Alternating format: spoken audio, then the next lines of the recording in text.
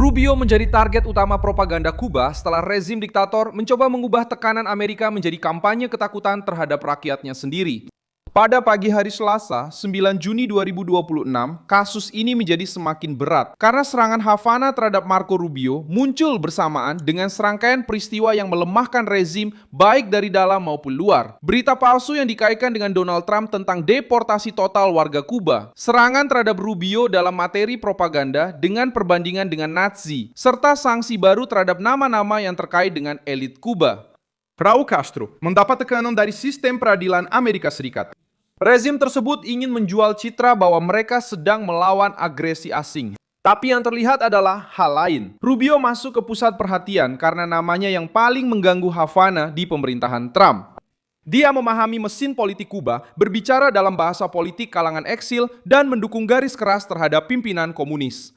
Disinilah kediktatoran mencoba membalikan sejarah, menyerang mereka yang menekan rezim, dan melindungi mereka yang menguasai pulau itu. Apa yang coba dilakukan propaganda Kuba terhadap Rubio? Bagaimana Trump dan Rubio berhasil memojokkan Havana di momen baru ini? Saya akan segera menceritakan semuanya kepada Anda. Jika Anda menyukai konten yang langsung dan tanpa basa-basi seperti ini, pertimbangkan untuk berlangganan, karena di sini ada video seperti ini setiap hari. Serangan dimulai dengan upaya menjadikan Marco Rubio sebagai penjahat publik dalam narasi resmi Kuba. Di media sosial dan dalam konten yang terhubung dengan aparatur komunikasi rezim, beredar serangan terhadap Menteri Luar Negeri Amerika dan terhadap Donald Trump.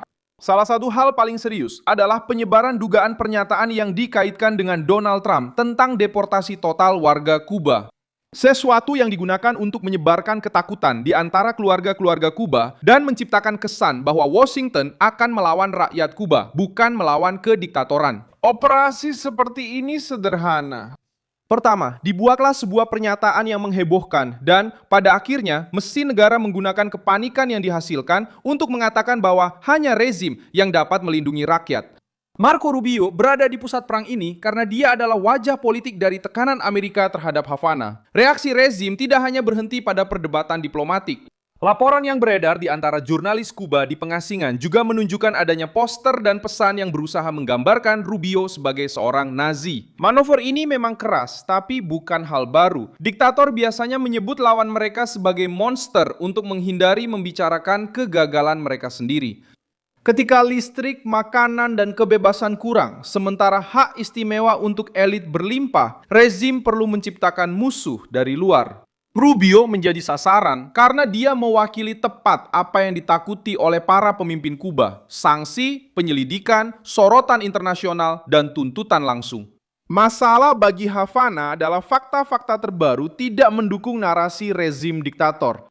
Departemen Kehakiman Amerika Serikat mengumumkan pada bulan Mei dakwaan terhadap Raul Castro dan 5 terdakwa lainnya karena terlibat dalam penembakan jatuh 2 pesawat sipil tak bersenjata milik kelompok Hermanos ao Rescate pada tahun 1996.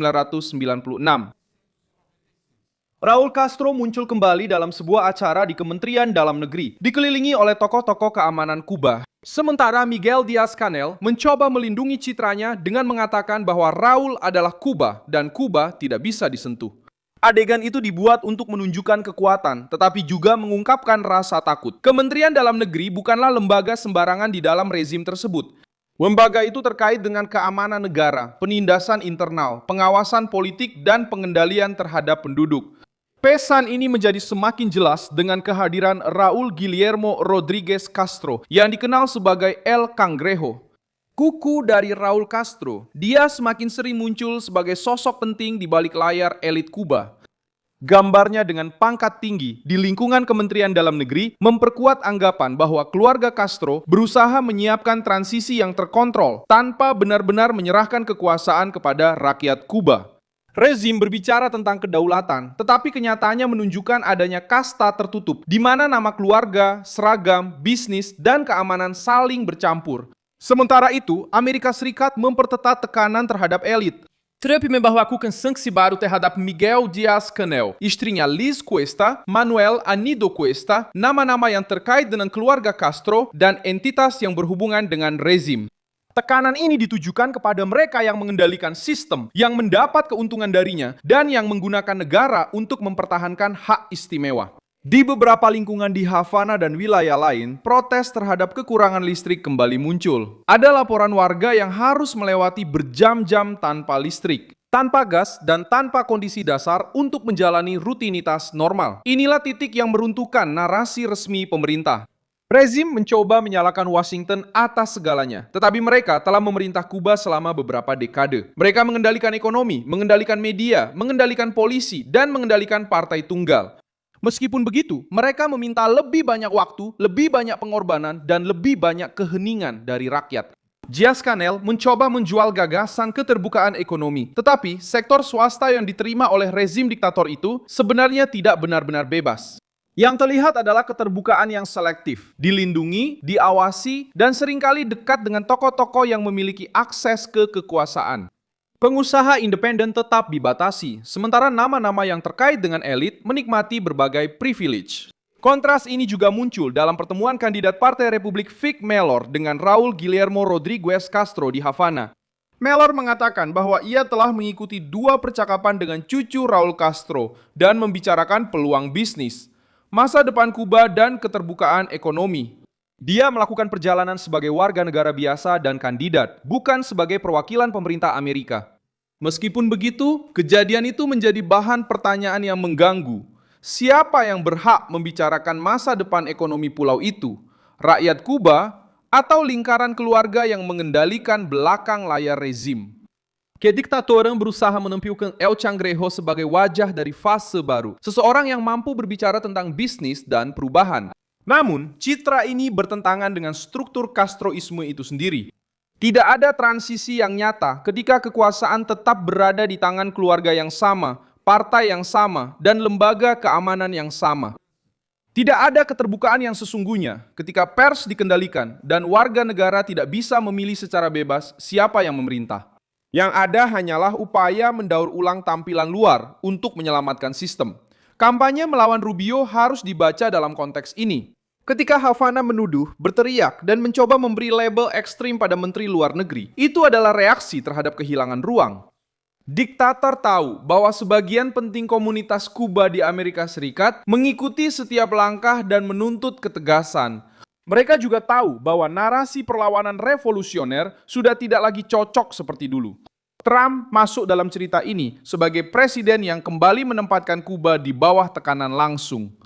Pendekatannya tidak memperlakukan Havana sebagai pemerintahan normal yang sedang mengalami krisis administratif, melainkan sebagai kediktatoran komunis yang didukung oleh penindasan, propaganda, dan kontrol ekonomi. Pandangan ini memperkuat Rubio dan sangat membuat marah rezim tersebut.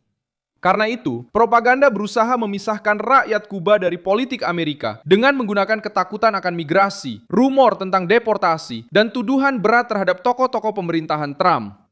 Diktator membutuhkan agar rakyat Kuba biasa melihat Washington sebagai ancaman. Karena jika mereka melihat elit mereka sendiri sebagai masalah, maka narasi resmi rezim akan runtuh.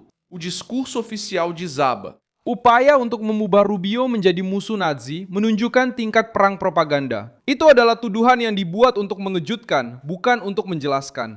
Itu bertujuan untuk menimbulkan kemarahan, kebingungan, dan ketakutan. Namun, setiap kali mereka melebih-lebihkan, rezim justru menunjukkan kelemahannya.